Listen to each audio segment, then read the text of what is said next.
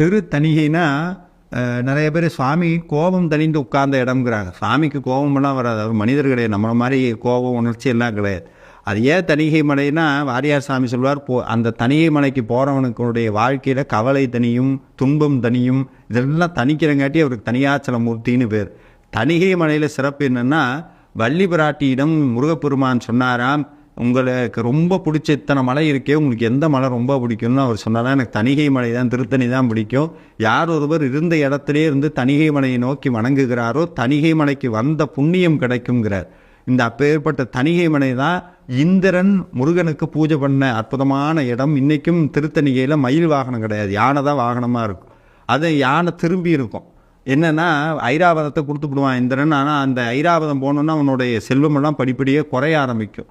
அப்போ சாமி வேண்டாம், நீ திருப்பி அங்கேயே போகணுன்னு சொன்னா இந்த யானைக்கு போக மனசு இல்லாமல் திருப்பி மட்டும் நின்றுக்கும். அப்படி அந்த திரும்பி நிற்கிற இடம் அங்கே இருக்கும்.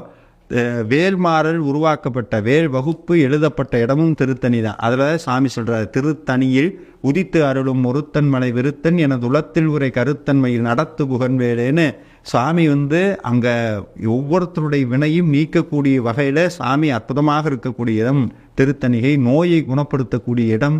கீழே ஒரு தீர்த்தம் இருக்குது, அது நோயை குணப்படுத்தக்கூடிய இடம்.